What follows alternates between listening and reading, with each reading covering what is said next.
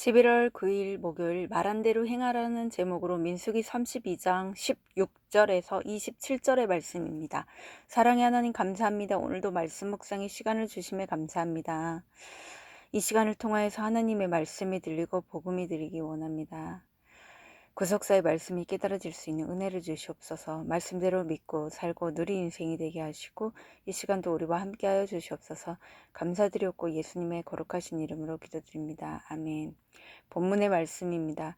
그들이 모세에게 가까이 나와 이르되 우리가 이곳에 우리 가축을 위하여 우리를 짓고 우리 어린 아이들을 위하여 성읍을 건축하고 이 땅에 원주민이 있으므로 우리 어린 아이들을 그 견고한 성읍에 거주하게 한 후에 우리는 무장하고 이스라엘 자손을 그곳으로 인도하기까지 그들의 앞에 서가고 이스라엘 자손이 각기 기업을 받기까지 우리 집으로 돌아오지 아니하겠사오며 우리는 요단 이쪽 곧 동쪽에서 기업을 받았사오니 그들과 함께 요단 저쪽에서는 기업을 받지 아니하겠나이다.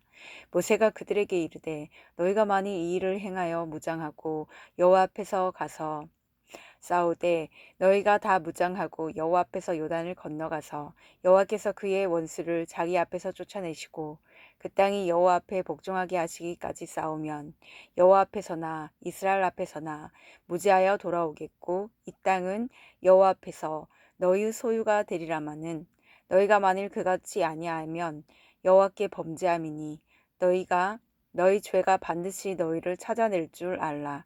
너희는 어린 아이들을 위하여 성읍을 건축하고 양을 위하여 오리를 지으라. 그리하고 너희 입이 말한 대로 행하라. 갓 자손과 르우벤 자손이 모세에게 대답하여 이르되 주의 종들인 우리는 우리 주의 명령대로 행할 것이라. 우리 어린 아이들과 아내와 양떼와 모든 가축은 이곳 길라 성읍들에 두고 종들은 우리 주의 말씀대로 무장하고 여호와 앞에서 다 건너가서 싸우리이다. 아멘. 도움말입니다. 우리는 짐승을 거두어 기르는 곳입니다. 기업은 자손에게 상속이 가능한 재산으로 고대 이스라엘 사회에서는 토지가 주된 기업이자 자손 대대로 물려진 유산이었습니다. 무죄하다는 순결하다, 죄를 사하다는 뜻이 담겨 있습니다. 본문 요약입니다. 모세의 책망을 들은 갓 자손과 르우벤 자손이 타협안을 내놓습니다. 어린 아이들과 가축을 위한 성읍을 건축한 후에 그들을 요단강 동편에 남겨두고 자신들은 여호와 앞에서 요단강을 건너가 가나안 땅을 정복할 때까지 싸우겠다고 합니다. 그러자 모세가 그들에게 맹세한 것을 반드시 지키라고 합니다. 오늘의 중보기도입니다. 위정자들이 서로를 향한 비난을 멈추고 다른 사람의 충고를 받아들여 자기 역할을 잘 수행하게 하옵소서. 아멘. 본문 해설입니다. 첫 번째, 모세에게 이르되 16에서 19절의 내용입니다. 모세에게 책망을 들은 갓 자손과 르우벤 자손이 타협안을 제시합니다. 그들은 가축을 위해 우리를 짓고 성읍을 건축하여 아이들을 남겨둔 뒤에 남자들이 무장하여 이스라엘 진해의 선봉을 담당하겠다고 합니다. 그리고 가나안 정복이 완전히 이루어진 다음에 요단강 동편으로 돌아와 정착하겠다는 뜻을 밝힙니다. 이처럼 누군가 나에게 충고하거나 문제점을 지적할 때 귀를 기울여 듣고 나의 죄와 부족을 보는 것이 문제 해결의 지름길입니다. 적용 질문입니다. 나는 누군가 나에게 충고하거나 잘못을 지적할 때 그것을 잘 듣고 인정하는 편입니까? 두 번째, 모세의 조건적인 절충안 20에서 24절의 내용입니다. 모세는 갓 자손과 르우벤 자손의 이 같은 요청을 조건부로 받아들입니다. 그들이 말한 대로 실행하며 요단강 동편 땅은 그들의 기업이 될 테지만 그렇지 않으면 여호와께 죄를 지어 심판받을 것임을 확실히 일깨워 줍니다. 특히 모세는 그들에게 너희 입에 말한 대로 행하라고 하면서 그들이 약속한 것을 그대로 실행하라고 요청합니다. 내가 하나님과 사람에게 한 약속이나 다짐이 있다면 나의 상황이나 이해 득실에 따라 그것을 바꾸지 말고 그대로 이행하는 것이 서로의 신뢰를 쌓고 지키는 길입니다. 적용 질문입니다. 나의 입이 말한 대로 오늘 내가 지키고 행해야 할 약속이나 다짐은 무엇입니까? 세 번째, 갓 자손과 르우벤 자손의 대답 25에서 27절의 내용입니다. 갓 자손과 르우벤 자손은 모세의 말을 듣고 주의 명령대로 행하겠다고 약속합니다. 주님이 말씀하신 대로 각자 무장을 하고 여호와 앞에서 모두 요단강을 건너가 싸울 것을 다짐합니다. 여호와의 말씀이 이들에게 가나안 정복 전쟁에 대한 동기와 목적을 다시금 일깨워 줌으로써 그들이 여호와 앞에서 그 명령을 준행하기로 한 것입니다. 날마다 나에게 주시는 명령과 약속이 주의 말씀에서 비롯되고 모든 일을 하나님 앞에서 행하겠다는 마음을 가질 때 그 말씀대로 순종할 수 있습니다. 적용 질문입니다. 나에게 주신 하나님의 말씀으로 무장함으로써 내가 지키고 따라야 할 명령은 무엇입니까? 오늘 기도하기는 내 주장과 고집을 앞세워 주위 지체들과 공동체에 부정적인 영향을 끼쳤음을 회개합니다. 누군가로부터 충고나 권면을 받게 될 때 귀 기울여 인정하고 올소이다로 반응하기를 원합니다.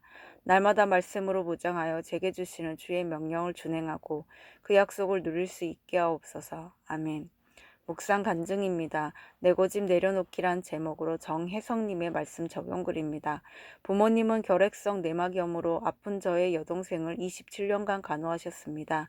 그러면서 병원비를 대느라 집도 땅도 다 파셨습니다. 그렇게 가세가 기운 상황에서 IMF 외환 위기까지 찾아오자 저는 모든 꿈을 접고 강원도 건설 현장으로 내려가 일했습니다. 그곳에서 저는 7년간 용돈으로 생활비를 대신하고 모든 월급을 집으로 보냈습니다. 하루하루 아무런 희망 없이 살며 스스로 쓸모없다 여기고 있을 때 친구 부부의 소개로 한 자매를 만났습니다. 저는 교회에 오라는 그녀의 말에 따라 교회를 다니게 되었습니다. 저를 좋아해주는 그녀와 결혼하고 싶었지만 준비된 게 없던 그때 미처 생각하지 못한 아버지의 퇴직금으로 결혼을 하게 되었습니다. 그 후 저는 회사에서 강매한 아파트를 팔아 수천만 원이 생겼습니다. 그러자 돈 욕심이 나기 시작했습니다. 그래서 둘째를 임신한 아내가 그동안 원해온 햇볕이 잘 드는 남양집이 아니라 내 생각대로 저렴한 동양집을 구하고 남은 돈은 은행에 넣었습니다. 이후 둘째를 출산한 아내는 산후 우울증에 걸렸고 첫째는 천식과 폐렴으로 6번이나 입원했습니다.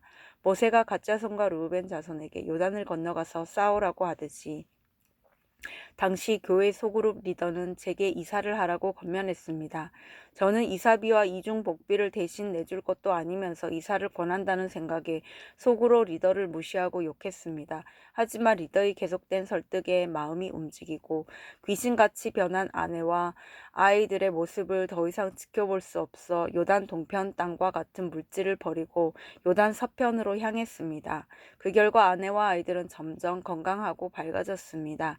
이 일로 하나님은 제게 큰 울림을 주셨고 저는 공동체의 권면에 순종하는 것이 주의 명령대로 행하는 것임을 알게 되었습니다. 앞으로도 내 생각만 옳다며 고집부리지 않고 예수님을 거부하는 가족과 지인들에게 저의 간증을 담대히 전하겠습니다. 이문에 적용하기는 아내를 제 몸의 일부로 생각하라는 공동체의 권면에 순종하겠습니다. 아내가 제 말을 따르지 않을 때 과거 저의 모습을 떠올리며 회개하겠습니다. 입니다.